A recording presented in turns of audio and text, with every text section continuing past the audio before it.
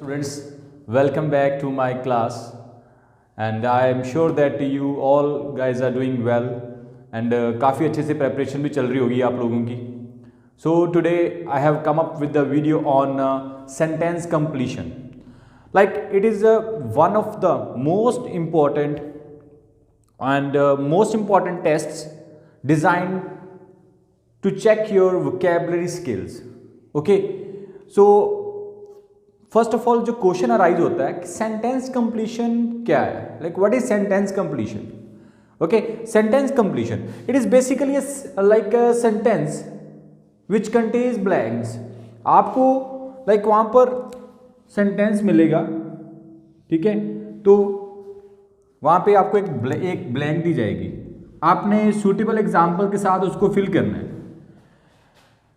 Types की बात करें तो एक तो आती है सिंगल ब्लैंक, जैसे यहाँ पर आपको सेंटेंस लिखा मिला और यहाँ पर ब्लैंक मिल गई, ठीक है.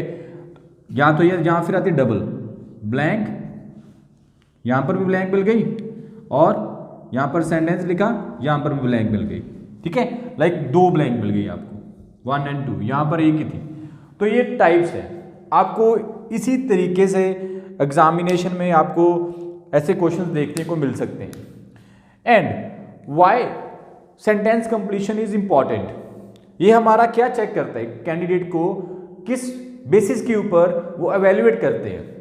ग्रामर कॉन्सेप्ट्स बहुत ज़रूरी हैं. अगर आपने सेंटेंस कंप्लीशन अच्छे तरीके से एक्यूरेटली सॉल्व करना है, वोकैबुलरी स्किल्स आपके अच्छे होने चाहिए. देन लॉजिकल अंडरस्टैंडिंग होनी चाहिए इंग्लिश की, ठीक है. Then only you can easily solve this sentence completion. And I must say ये बहुत ही ज़्यादा इजी है, ठीक है. इसको गलत मत करके आना, क्योंकि यही एक टॉपिक है जो आपके मार्क्स बनाएगा, ठीक है. सो यहाँ पर करना क्या होता है, you have to fill the blanks with a suitable word और अ फ्रेज.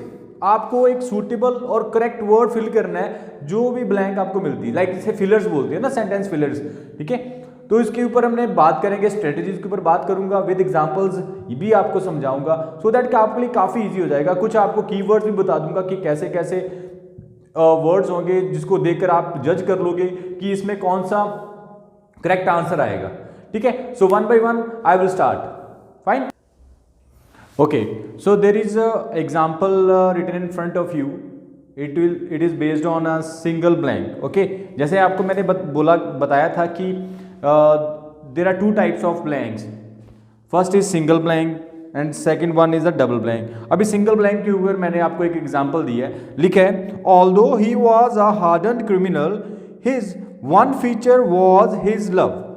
अब हमने इसको पहले completely पढ़ना है. Now coming back to the options. Options के ऊपर आ जाते हैं हम. उसमें क्या लिखा है, first is saving, second is redeeming, third is recovering and fourth is acquiring. अब हम अपना लॉजिकल अंडरस्टैंडिंग और ग्रामेटिकल कंसेप्ट के ऊपर बेस्ड इसके ऊपर ध्यान देते हैं. पहले हम निकालेंगे इसका कीवर्ड, क्योंकि कीवर्ड निकालना बहुत ही ज़्यादा इंपॉर्टेंट है, ठीक है.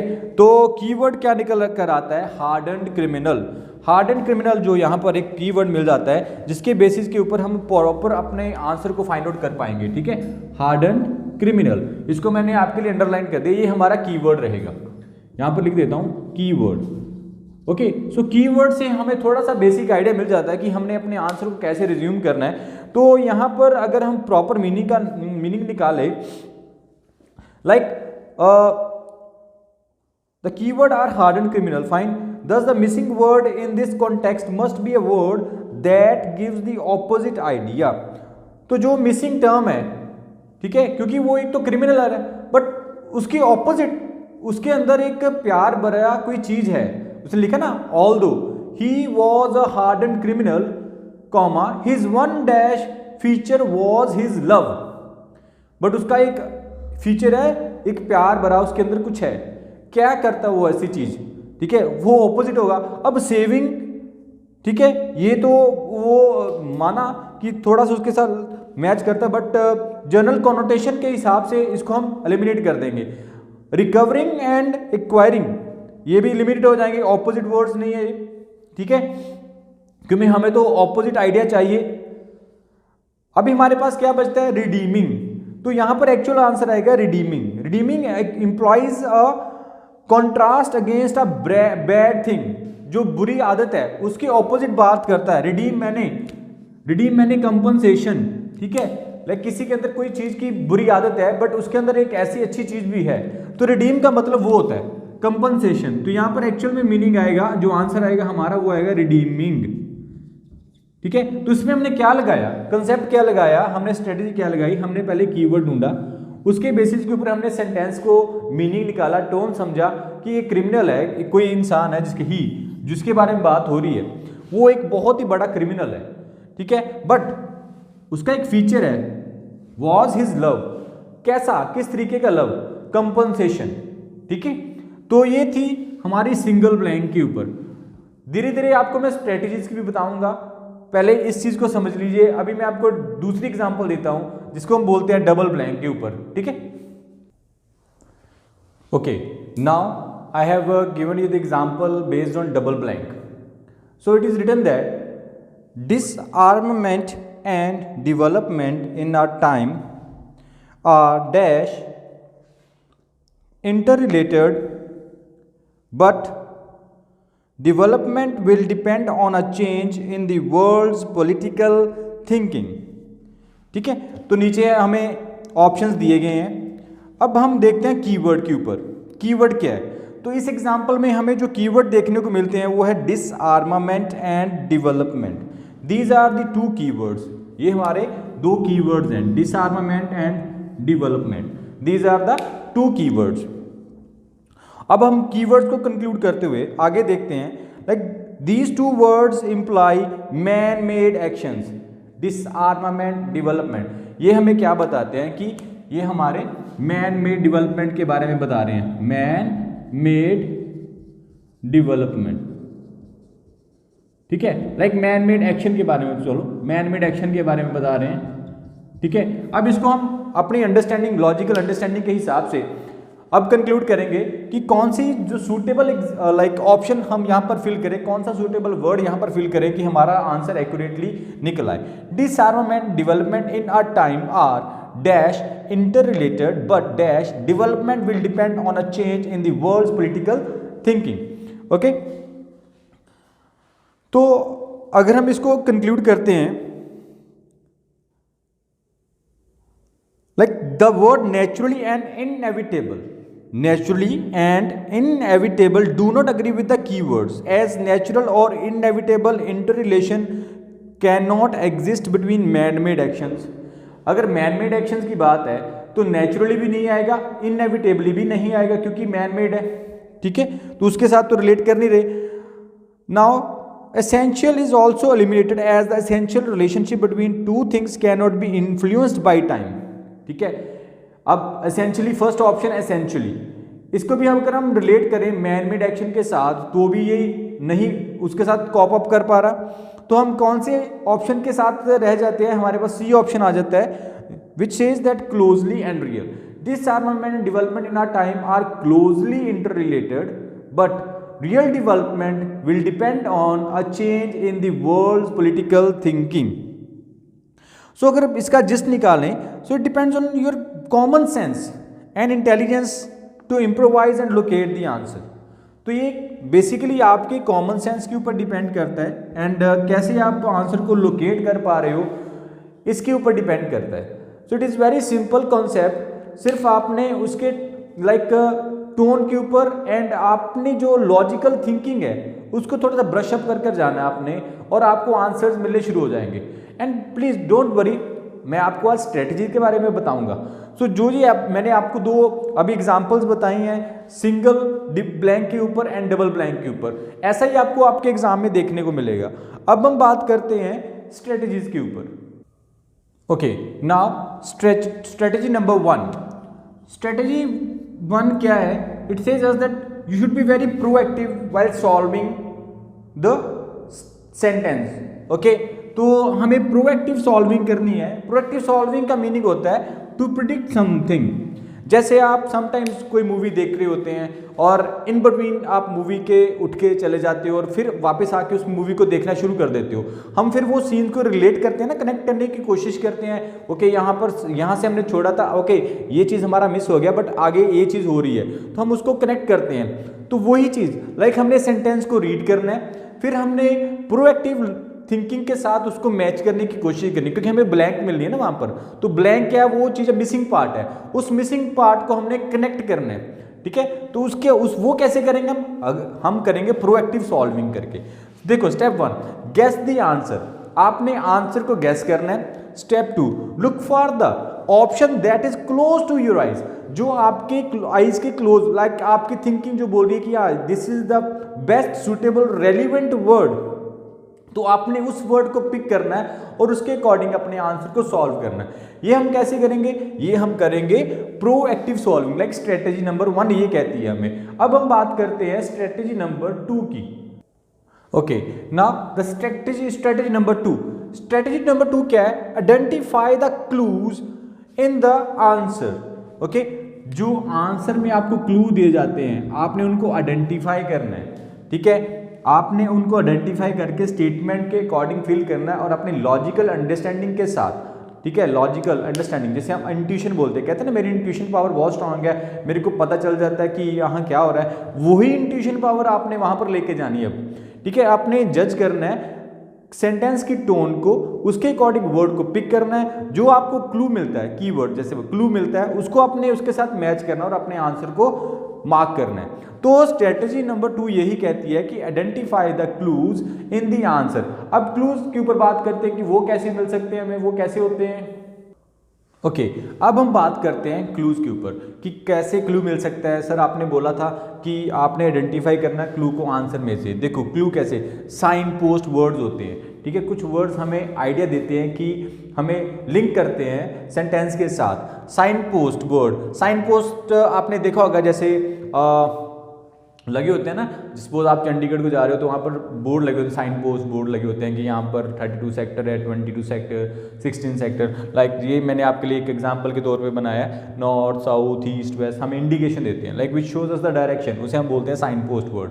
अब अगर हम बात करते हैं सेंटेंस कंप्लीशन में, वहाँ पर कैसे मिल सकते हैं, वहाँ पर भी 2 कैटेगराइज में मैंने इसको डिस्ट्रीब्यूट किया है, एक है स्पोर्ट साइन, एक है कॉन्ट्रास्ट साइन। अब हम इनके ऊपर समझने की कोशिश करते हैं कि स्पोर्ट साइन कैसे होते हैं। ठीक है, कौन कौन से कीवर्ड्स मिल सकते हैं हमें स्पोर्ट साइन के बेसिस के ऊपर, एंड कॉन्ट्रास्ट साइन के ऊपर कैसे वर्ड्स मिलेंगे, हम कैसे उनको जज करेंगे, सर ये कॉन्ट्रास्ट वर्ड्स हैं या फिर ये स्पोर्ट साइन वर्ड्स हैं। ठीक है, लेट्स फाइंड आउट। ओके, ये स्पोर्ट साइन के कुछ वर्ड्स मैंने आपके लिए लिखे हैं, एंड, ऑल्सो, और, सिमिलरली, इन एडिशन टू। ठीक है, ऐसे कुछ अगर आपको वर्ड्स दिखने को मिलते हैं आपके एग्जामिनेशन में तो आप समझ लेना कि ये किसके साथ लिंक कर रहा है, स्पोर्ट साइन। स्पोर्ट लाइक वो स्पोर्टिव वर्ड्स होंगे, लाइक आपके सेंटेंस में कोई यहाँ पर ब्लैंक दिखी जाएगी आपको, वो उससे पहले कोई वर्ड जिसे उसको सपोर्ट करना होगा। ठीक है, जैसे मैंने आपको, अगर आपने मेरी वीडियोस देखी होंगी, हमने किया था रूल्स में, स्पोर्टिंग द एरर में भी किया है, क्लोज टेस्ट में भी मैंने ये बताए थे। तो अगर तो आपने वो देखी हैं तो आपको बहुत ईजी समझ आएगा, अगर नहीं देखे हैं please go through my videos on sporting the error and cloze test, so आपको और थोड़ी सी हेल्प मिल जाएगी इसके ऊपर। ठीक है, देखिए यहाँ पर एक एग्जांपल के साथ मैंने आपको समझाने की कोशिश कर रहा हूँ। यहाँ पर एग्जाम्पल है, we had dash money but also with new machinery and raw material. अगर तो आपको लॉजिकल अंडरस्टैंडिंग आ जाती है, ग्रामर कॉन्सेप्ट्स आपके क्लियर हैं, तो मैंने वैसे भी स्पोर्टिंग द एरर में आपको एक चीज़ बताई थी, बट आल्सो के साथ क्या आता है, नॉट ओनली बट आल्सो एक साथ ही आते हैं, ऐसे ही आएंगे वो। ठीक है, लाइक कोलोकेशन का वो कंसेप्ट आ जाता है। तो पहली जैसे कि हमारा ये वाला पहली एग्जांपल तो एलिमिनेट डायरेक्टली हो जाती है, यहाँ पर नॉट ओनली तो यूज़ किया, नॉट हेल्प विद मनी, तो ये हमारा, हम इसको एलिमिनेट कर देंगे। अब बात आती है, वैसे भी ये नेगेटिव सेंटेंस था तो निकल जाएगा, नॉट ओनली हेल्प देम। ठीक है, यहाँ पर भी दिख गया हमें, और यहाँ पर लिखा है थर्ड ऑप्शन में, help them not only with. अब हम सेंस के ऊपर जाएंगे, we had dash money, we had dash money but also with new machinery and raw material. अब इसके ऊपर इंप्लीमेंट करके देखते हैं। We had not only help them by money, तो यहाँ पर सेंस भी निकल रही, वैसे भी ये नेगेटिव जा रहा है तो इसको भी हम एलिमिनेट कर देंगे, तो हमारे पास करेक्ट आंसर क्या बचता है? देखिए अब इसके सेंसफुली ये आंसर निकलेगा, we had help them not only with money, we had help them not only with money but also with the new machinery and raw material. ठीक है, तो अगर हम यहाँ पर देखें सो यहाँ पर सपोर्टिंग साइन क्या मिला हमें? एंड, यहाँ पर हमें मिला एंड। ठीक है, ऑल्सो, ऑल्सो, तो आपको ये समझ आ गया कि ये सपोर्टिंग साइन है। ठीक है, तो हमने ऐसे ही सॉल्व करना है, तो उसके हमने सपोर्ट करना है, हमने सेंटेंस को सपोर्ट स्ट्रक्चर देना है। ठीक है, तो ये यहाँ से हमें आइडिया मिल जाएगा कि ये क्या है, किसके बेसिस के, सपोर्ट साइन के बेसिस पर ये एक हमारे पास सेंटेंस मिला है, उसको उसके अकॉर्डिंग सॉल्व करना। अब हम बात करते हैं कंट्रास्ट साइन के। Okay, so now about this contrast sign. Contrast sign कैसे वर्ड्स आपको देखने को मिल सकते हैं? देखिए, despite, although, even though, unless, but, yet, rather, however. मैं आपके लिए कीवर्ड्स लेके आता हूँ सो दैट आपको थोड़ा सा इजी हो जाए। आप जब भी अपना एग्जाम सॉल्व करो, आपको आपके माइंड में लाइक बर्डन ना फील करो, आपकी पता नहीं का कैसे डोंट लाइक पजल मत हो जाना। और वही उसकी आपको थोड़ा सा ईज करने के लिए मैं आपके लिए ये वर्ड्स लेके आता हूँ। ठीक है, सो प्लीज़ इनके ऊपर थोड़ा सा ध्यान से देख लेना। ये वर्ड्स आपके लिए सामने लिखे मैंने, despite, although, even though, unless, but, yet, rather, however. जब भी ऐसा आपको कुछ भी वर्ड देखने को मिले तो आपने मेकआउट कर लेना ये किसकी बात हो रही है, कंट्रास्ट साइन। तो इसके बेसिस के ऊपर आपको पूछा जाएगी सेंटेंस कंप्लीशन। ठीक है, तो आपने वहाँ से यह मैंने एग्जांपल आपके लिए सॉल्व करके रखी है। He practice every day sorry, he practice every day for the selection but, देखा बट मिल गया, ये वर्ड मैंने आपके लिए लिखा था, बट है यहाँ पर, but rejected by a narrow margin. Narrow margin यहाँ पर मैं ठीक कर देता हूँ, नैरो मार्जिन। अब देखो जो ये वर्ड यूज़ किया यहाँ पर सिलेक्शन, ये क्या है, पॉजिटिव वर्ड है, और ये क्या है, नेगेटिव वर्ड है। ठीक है, तो ये डिफरेंशिएट बता रहा है कि he practice every day for the selection, वो हर रोज सिलेक्शन के लिए प्रैक्टिस करता है, लेकिन उसको वो रिजेक्ट हो जाता है कुछ ही, ठीक है, कुछ ही दूरी से वो रिजेक्ट हो जाता है, बट नैरो मार्जिन। ठीक है, तो यहाँ पर बात हुई है ये वर्ड्स के ऊपर, आपने इन वर्ड्स के ऊपर ध्यान देना है। और जब भी आपको ऐसा वर्ड देखने को मिल जाए तो आपने मेक आउट कर लेना ये कंट्रास्ट साइन की बात हो रही है, तो ऐसे आप थोड़ा सा इजी हो जाएगा आपके लिए सॉल्व करना सेंटेंस कंप्लीशन को। अब मैं आपको सेकंड क्लू बताऊंगा कि सेकंड क्लू यूज करके हम कैसे अपने स्ट्रेटजीज के ऊपर काम कर सकते हैं और इसको और ईजी बना सकते हैं। Okay, now clue number 2 based on root words. अब रूट वर्ड्स क्या होते हैं? Root word the primary word, जैसे मैं आपको पहले बोलता आ रहा हूँ कीवर्ड के तौर से जैसे यूज करते हैं। सो प्राइमरी वर्ड, हमने प्राइमरी वर्ड ढूंढना है जिसको हम रूट वर्ड भी बोल सकते हैं। ठीक है, like guess the meaning using root word, आपने रूट वर्ड को यूज करते हुए उसका मीनिंग गेस करने की कोशिश करनी है सो दैट कि आप अपने आंसर के बिल्कुल नज़दीक पहुंच सकें। देखिए रूट वर्ड कैसे, जैसे मैंने यहाँ पर आपके लिए एग्जांपल के तौर पे एक वर्ड लिखा इम्प्रूवमेंट। इम्प्रूव, इम्प्रूव क्या होगा, ये हमारा रूट वर्ड होगा, एंड मेंट क्या होगा, सफिक्स होगा। ठीक है, डोंट वरी, मैं सफिक्स एंड प्रीफिक्स के बारे में भी आपको बताता हूँ, पहले एक बार ये एग्जाम्पल देख लीजिए। ठीक है, रूट वर्ड समझ लीजिए कि आपको अपने माइंड में इतनी एक समझ डाल लीजिए, इनकलकेट कर लीजिए बात को कि आपने सबसे पहले जो सेंटेंस पढ़ना है उसका कीवर्ड निकालना है, लाइक उसका प्राइमरी कीवर्ड निकालना आपने। ठीक है, उसके बाद ऑप्शन के साथ जो भी आपको कीवर्ड दिखता है मैच करने की कोशिश करनी है सो दैट आप एक्यूरेटली अपने आंसर के पार पहुंच सको। देखिए यहाँ पर एक एग्जांपल है, dash knocking at the gate he demanded admission.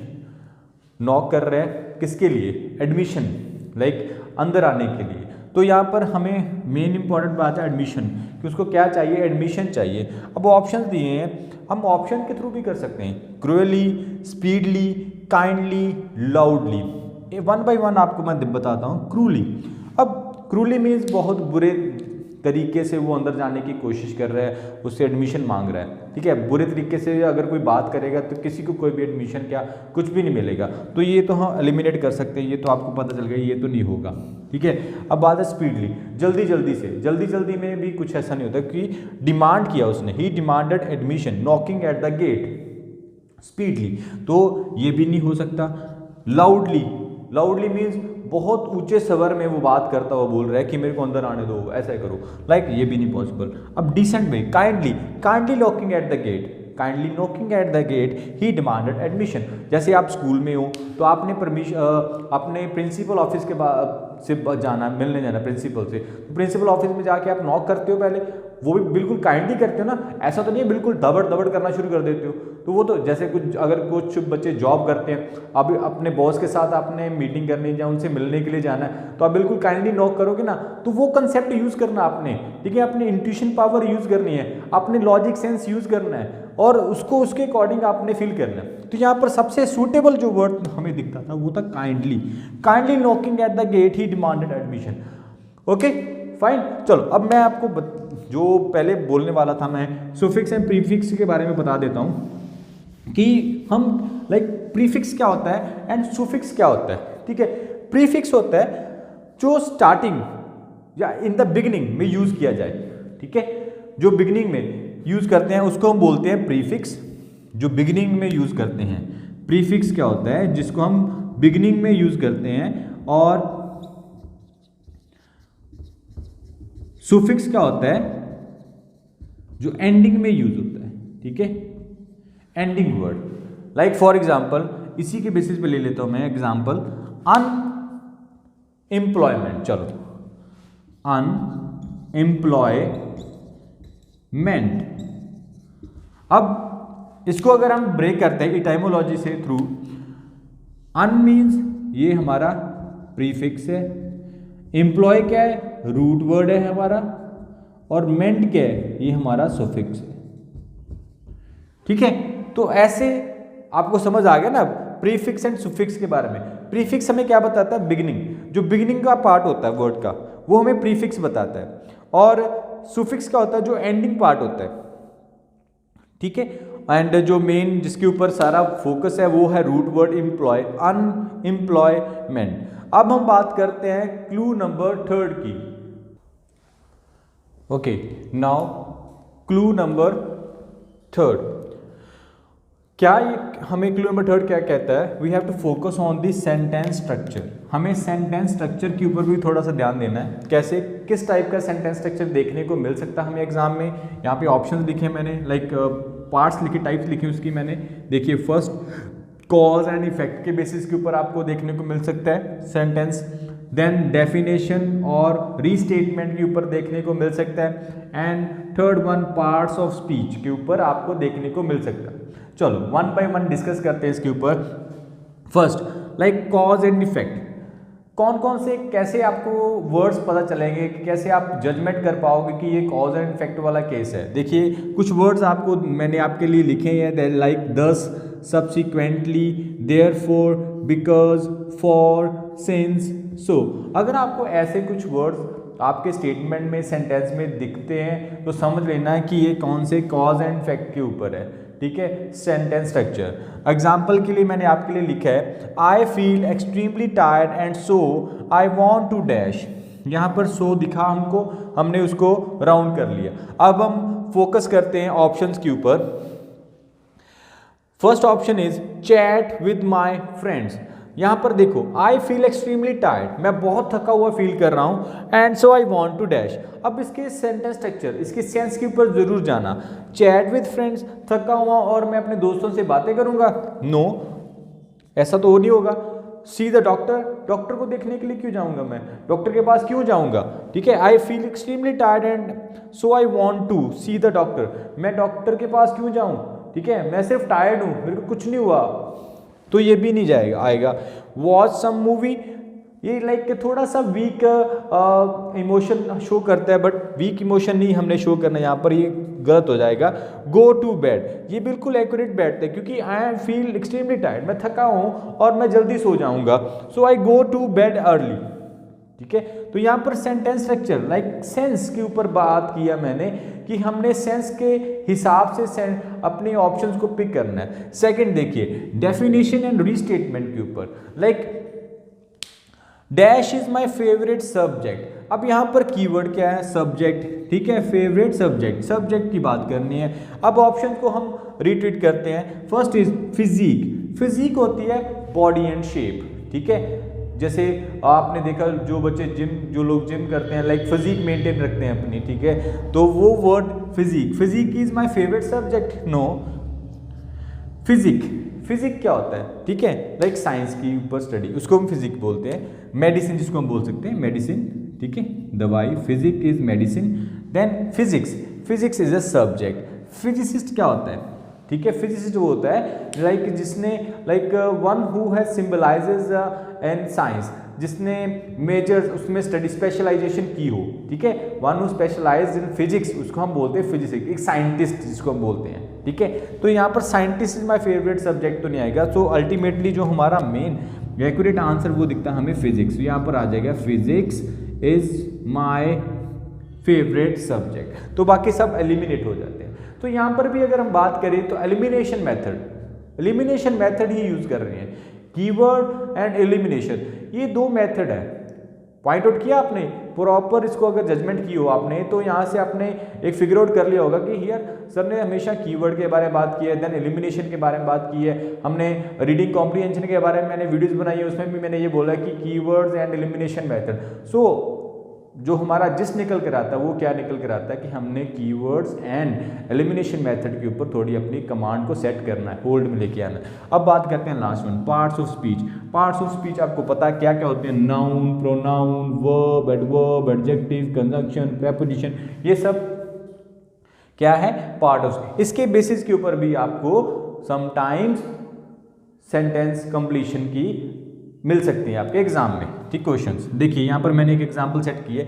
During the epidemic India has gained extra ordinary dash through out the world.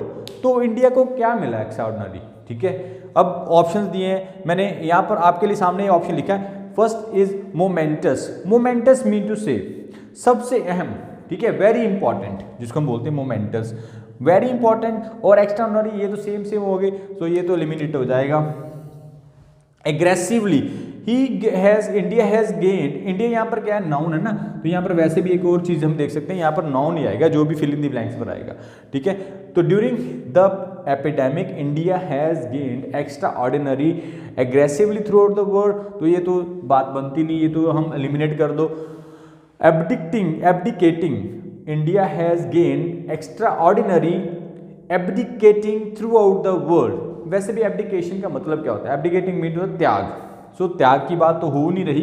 And so finally we are left with only one, that is recognition, पहचान। India को क्या मिली, पहचान मिली है throughout the world, so यहाँ पर D option आ जाएगा हमारा। During the epidemic India has gained extraordinary recognization through the world, throughout the world. So अब फाइनली जो हम समझे हैं पूरा सेंटेंस कंप्लीशन में कि हमारा फोकस किस चीज पर है, कीवर्ड्स के ऊपर, एलिमिनेशन मेथड के ऊपर, और मैंने आज आपको कुछ कीवर्ड्स भी बता दिए हैं, ठीक है, स्ट्रेटजीज भी बता दी हैं कैसे आपने इसको परस्यू करनी है। So please go through the strategies carefully and just with a काम एंड कंपोज माइंड, ईजी होके जाना है, ठीक है, ज़्यादा टेंशन नहीं लेके अब कुछ भी करना, अगर टेंशन लेके कुछ भी करोगे तो वो सॉल्व नहीं कर पाओगे कुछ भी। So just keep your mind fresh and go with the very calm and compose mind. So thank you, I hope जो भी आज मैंने कंसेप्ट आपके साथ शेयर किए हैं आपको बहुत अच्छे लगे होंगे। सो अगर आपको अच्छे लगते हैं आप प्लीज़ अपने फ्रेंड के साथ भी शेयर करो वीडियोस को, उसके लिंक को, and do subscribe my channel. Till then thank you, have a nice time.